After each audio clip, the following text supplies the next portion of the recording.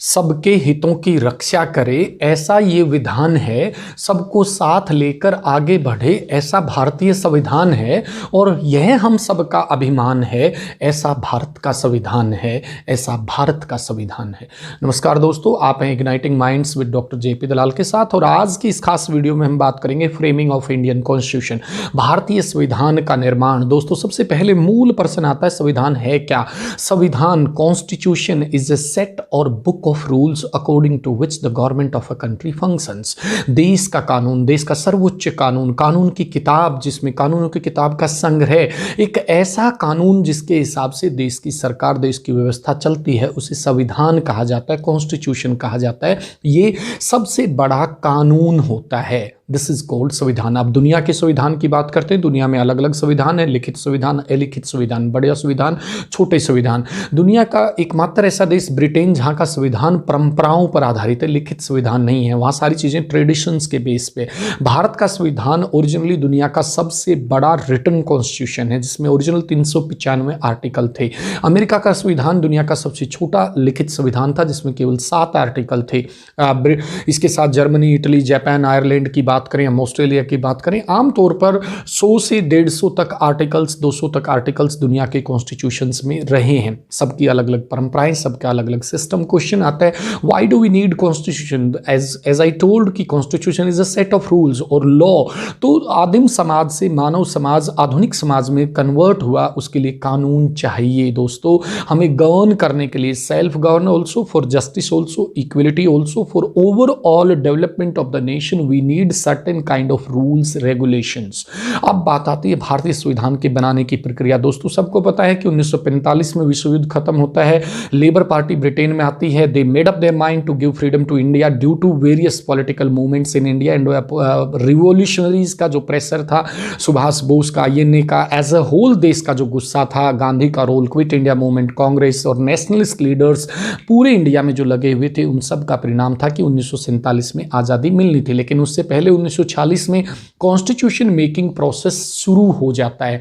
जी हां दोस्तों, 13 दिसंबर 1940 को कॉन्स्टिट्यूशन से रिलेटेड उद्देश्य प्रस्ताव रखा जाता है। ऑब्जेक्टिव या रिजोल्यूशन या विजन पंडित जवाहरलाल नेहरू उसे पेश करते हैं, जो इंटरिम सरकार थी उसके मुखिया थे। अब बात आती है, जो बैकग्राउंड है 1946 का, जो भारत है उस समय क्या था, या भारत का संविधान लिखना या बनाना या तैयार करना। दोस्तों, विरोध करना या उसको अपोज करना बड़ा आसान है, बट समझना कि किन हालातों में भारत का संविधान तैयार हुआ, ये बहुत मुश्किल है। सबसे बड़ा इशू था डाइवर्सिटी, विविधता। एक ऐसा देश, जम्मू कश्मीर में किस तरह की भाषा, लोग, रहना, खाना पीना, राजस्थान अलग, MP अलग, गुजरात अलग, मध्य प्रदेश अलग, साउथ इंडिया अलग, नॉर्थ ईस्ट अलग, इतनी सारी विविधता दुनिया के एक देश में अगर हैं तो वो भारत है।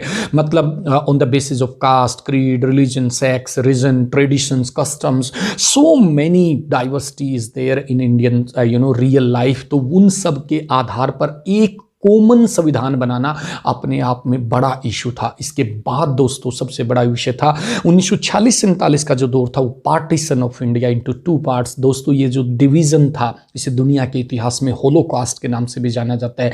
5 लाख लोग मारे जाते हैं बंटवारे के अंदर। हिंदुस्तान और पाकिस्तान केवल 2 टुकड़े नहीं थे, 550 रियासत थी, उनको अधिकार दिया गया, आप चाहें तो हिंदुस्तान में मिलें, चाहें तो पाकिस्तान में मिलें, और चाहें तो फ्री रहें।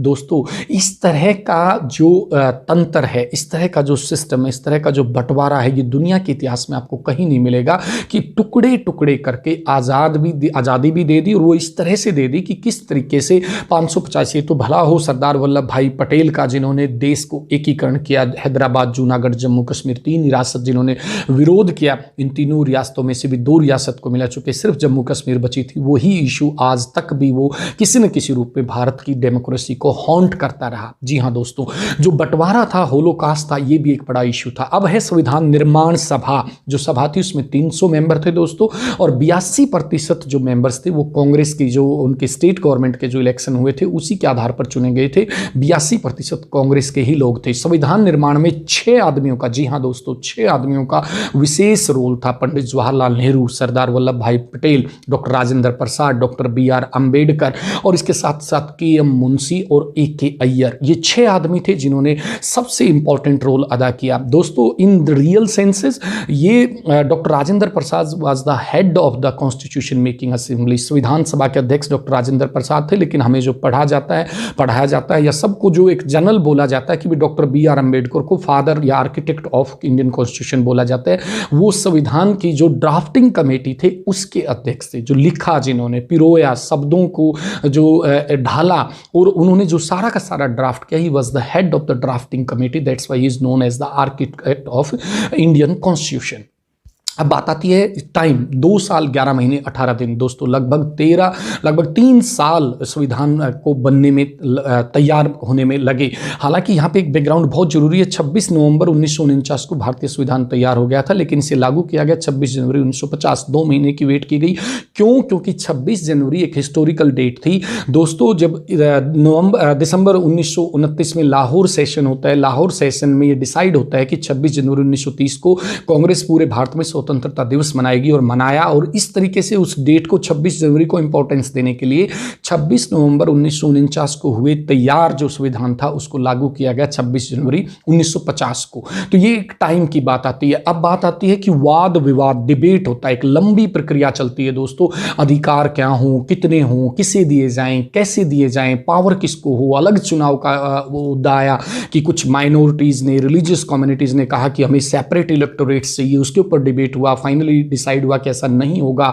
देन रिलीजियस माइनॉरिटी का इशू आया। NG रंगा ने इकोनॉमिक माइनॉरिटी को उठाया, पुअर लोगों को, कि जो गरीब लोग हैं उनको अधिकार दिए जाएं। आदिवासियों की आवाज बने। जयपाल सिंह जो बहुत बड़े कुशल वक्ता थे, उन्होंने संसद के अंदर आदिवासियों के अधिकारों के बारे में लिखा, बोला और स्पीच दी कि हमें हजारों सालों तक नेग्लेक्ट किया गया है, हमें अधिकार दिए जाएं, हमें बराबर के अधिकार मिले, हमें साथ लिया जाए, मुख्य धारा में मिलाया जाए। इसके लिए वो बात करते हैं।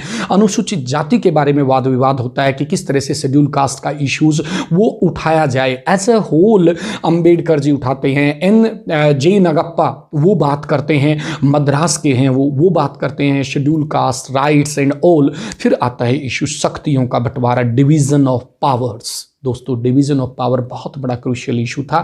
यहाँ पे 3 लिस्ट बनाई जाती हैं। सेंट्रल लिस्ट जिसे केंद्रीय सूची कहा जाता है, स्टेट लिस्ट जिसे राज्य सूची, और समवर्ती सूची जिसे कंकरेंट लिस्ट कहा जाता है। सेंट्रल लिस्ट में 97 सब्जेक्ट्स, 97 टॉपिक्स पे केंद्रीय सरकार कानून बना सकती है। 66 विषय थे वो राज्य सूची में, और 47 विषय जो रखे गए वो समवर्ती सूची में। केंद्र सरकार केंद्र की केंद्रीय लिस्ट पे कानून बनाएगी, राज्य सरकार राज्य सूची पे कानून बनाएगी। समवर्ती पे दोनों कानून बना सकते हैं, लेकिन in case of any collapse, तो उस कोलैप्स में या कोई भी अगर विरोध होता है केंद्रीय कानून में और राज्य के कानून में, तो केंद्र का कानून माना जाएगा। यहां पे क्वेश्चन आता है, why centre is given with more power? Yes, centre को ज्यादा पावर दी गई है। नोइंगली संविधान निर्माताओं ने उनको ज्यादा पावर दी, ज्यादा शक्ति दी, ताकि केंद्र जो है शक्तिशाली रहे और राज्य अपने आप को इंडिपेंडेंट घोषित ना कर दे, या भारत राज्यों का संघ है अब वो टूट ना जाए या कोई प्रॉब्लम ना आ जाए। That's why central government is given more power. Union of states है, स्ट्रॉन्ग सेंटर रखा गया है। फिर दोस्तों, भाषा का विवाद आता है जबरदस्त। महात्मा गांधी हिंदी और उर्दू की मिक्स हिंदुस्तानी को फॉलो करते थे। वो हिंदुस्तानी का सम्मान करते थे, वो चाहते थे हिंदुस्तानी भाषा को आगे बढ़ाया जाए। लेकिन साउथ इंडिया के स्टेट्स में हिंदी का जबरदस्त विरोध होता है। हिंदुस्तानी जो गांधी जी की विरासत थी उसका भी विरोध होता है। एज अ होल इंग्लिश की बात होती है, कोई अपनी रीजनल लैंग्वेजेस की बात करते हैं। आरवी जो धुले करते वो हिंदी को जबरदस्त तरीके से सपोर्ट करते हैं। 15 साल का फार्मूला अपनाया गया। दुर्गाबाई जो मद्रास की थी वो विरोध करती हैं हिंदी की। फाइनली जो है एक इंडिया का लार्जेस्ट रिटन कॉन्स्टिट्यूशन दुनिया के सामने आया। और इस कॉन्स्टिट्यूशन की अगर हम मुख्य विशेषताएं की बात करें तो ये रिजिड भी है, फ्लेक्सिबल भी है। इसके अंदर मौलिक अधिकार दिए गए हैं, फंडामेंटल राइट्स, फंडामेंटल ड्यूटीज दिए गए हैं, नीति निर्देशक तत्व हैं। हालांकि ड्यूटीज को बाद में ऐड किया गया था संशोधन के माध्यम से। दोस्तों, संशोधन मींस अमेंडमेंट, ऑल्ट्रेशन, उसके अंदर कुछ कट करना या ऐड करना, दैट इज कॉल्ड अमेंडमेंट। भारतीय संविधान में 100 से भी ज्यादा अमेंडमेंट हो चुके हैं। इट शोज कि ये फ्लेक्सिबल है according to the need and time of the society, it changes itself. इसमें संशोधन का सिस्टम है, शक्तियों का बंटवारा है, इसमें नागरिकों को भिन्न भिन्न प्रकार के अधिकार दिए गए हैं। यूनिटी इन डाइवर्सिटी को ये रिफ्लेक्ट करता है। संसदीय सरकार बनाता है, राज्य के लिए अलग अलग से गाइडेंस नीति निर्देशक तत्व हैं, सार्वभौमिक मताधिकार की बात करता है, यूनिवर्सल एडल्ट फ्रेंचाइजी। और as a whole Indian constitution is one of the best constitution in the world because it has been picked the good parts of और various successful constitutions were taken from Ireland, Japan और Britain, France और Australia. अच्छे अच्छे संविधानों को study किया गया, उसके बाद जो उनकी अच्छी फीचर्स थी जो भारतीय समाज में, भारतीय परिवेश में लागू हो सकते थे, उनको लागू किया गया।